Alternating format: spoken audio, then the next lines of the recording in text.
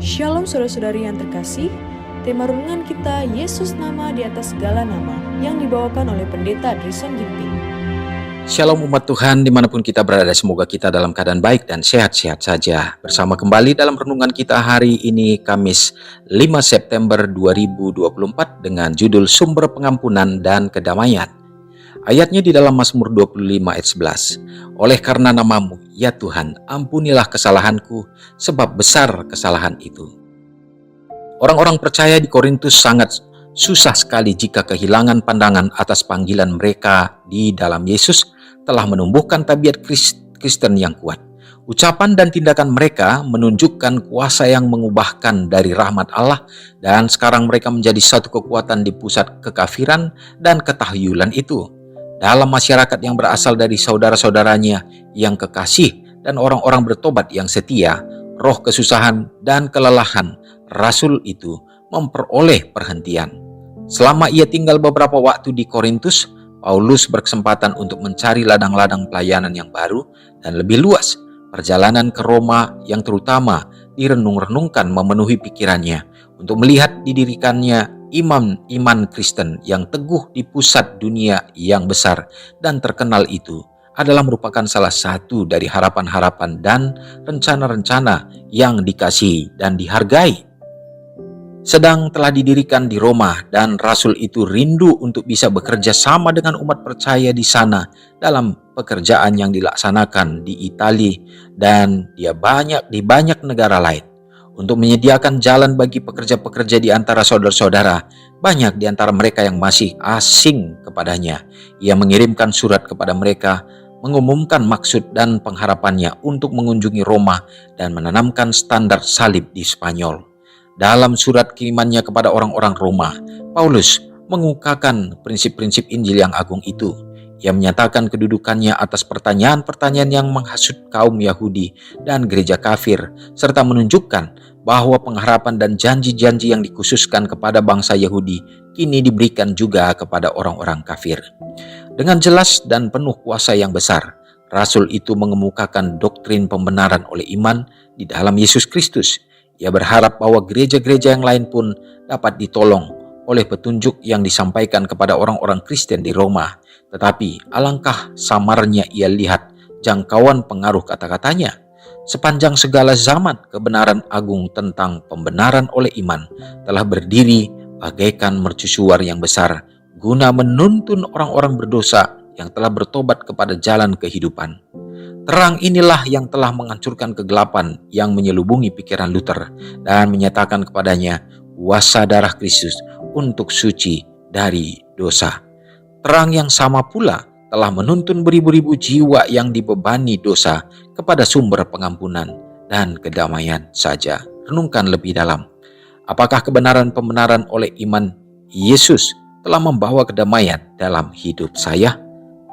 Saudara yang kekasih dalam nama Tuhan, kembali kita mendapatkan poin-poin yang dapat kita tarik untuk menguatkan iman kita melalui renungan ini.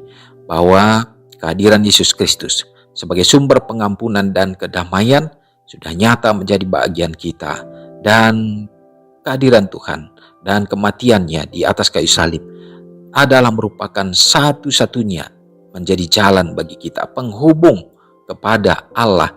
Oleh karena dosa sudah menjadi penghalang untuk kita dapat dipersatukan dengan Tuhan. Tetapi Yesus sebagai Mesias yang menjembatani kita, dan itulah yang menjadi satu cara bagaimana kita dapat dikembalikan dalam bentuk citra rupa Kristus dalam hidup kita sehingga kita layak menjadi anak-anaknya. Tidak ada yang lain lagi. Dan itulah makanya kita harus yakini dan imani bahwa melalui itu saja, melalui Yesus saja, dia katakan, akulah hidup, akulah kebenaran. Dan melalui Tuhan, maka kita bisa beroleh pengampunan dan keselamatan. Tidak ada cara yang lain. Dan biarlah itu meneguhkan iman kita, sama seperti apa yang dinyatakan oleh Paulus dari satu kota ke kota dalam perjalanan misionarinya. Maka dia menerangkan bagaimana bahwa keselamatan itu hanya diperoleh dengan iman percaya kepada Tuhan, bukan oleh karena perbuatan kita. Tidak ada kemampuan manusia yang dapat membuat dia untuk keselamatan. Biarlah ini menjadi perenungan bagi kita di sepanjang hari ini, dan mari kita hidup dalam kebenaran dan beriman kepadanya. Kita berdoa. Ya Allah, ya Tuhan kami, terpujilah Engkau ya Tuhan atas kasih-Mu yang tak berkesudahan menjadi bahagian kami ya Bapa. Kami ada hari ini hanya oleh karena kasih karunia Tuhan saja.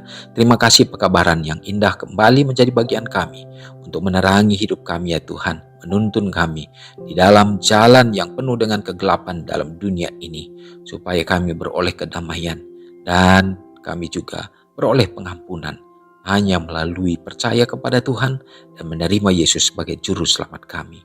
Dan biarlah ya Tuhan, jauhkan kesombongan diri dalam hidup kami Bapa, supaya kami meyakini sepenuhnya bahwa kami dapat selamat hanya oleh karena kasih karunia Tuhan saja. Tuhan, terima kasih. Hari ini ya Bapa berdoa bagi gereja-gereja Tuhan dimanapun berada. Biarlah Tuhan yang akan memberikan kedamaian, sukacita. Gereja Tuhan dapat bertumbuh ya Bapa, mempersiapkan jiwa-jiwa untuk semua umat ya Tuhan, dari semua kalangan, sehingga berada di dalam kebenaran Tuhan.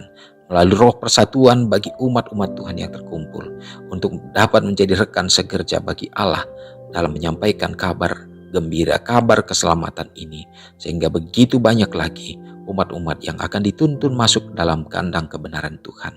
Memberkati juga tentunya bagi orang-orang muda kami ya Bapak, dalam pertumbuhan mereka, dalam meraih harapan dan cita-cita mereka. Terutama biarlah melalui berkat-berkat itu pun mereka akan menjadi anak-anak yang setia. Mereka sejak dini akan dilatih dan dituntun untuk menjadi misionaris, untuk dapat menjadi rekan sekerja Allah. Bapa, biarlah Tuhan juga memberkati ya Tuhan bagi para hamba-hamba Tuhan dimanapun berada, sehingga komitmen pelayanan ini pun jadi bahagian umat-umat-Mu, hamba-hamba-Mu ya Bapa. Dan kami yakin dan percaya Tuhan, waktunya sudah sangat dekat. Yesus segera akan datang. Persiapkan hati kami Tuhan, supaya kami dijauhkan dari segala keinginan-keinginan duniawi. Tetapi biarlah hidup kami senantiasa bergantung berserah pada Tuhan. Kami percaya Engkau yang akan memberikan kebahagiaan, sukacita bagi kami. Berkati juga tentunya bagi umat-umat Tuhan, orang-orang tua kami yang sudah lanjut usia. Peliharakanlah hidup mereka, sehingga dalam menjalani masa tua mereka pun tetap bersukacita, tetap dalam pengharapan. Bapa di sorga, terima kasih. Oleh karena kami yakin hari ini kami ada dalam kuasa Tuhan saja. Ampuni dosa kami Tuhan, doa ini hamba serahkan hanya dalam nama Yesus yang sudah menjadi juru selamat kami. Amin. Selamat pagi, selamat beraktivitas, Tuhan Yesus memberkati. Ingatlah Matius 5 ayat 13-16. Biarlah kamu menjadi garam yang mengasinkan dan terang yang menyinari kehidupan orang lain.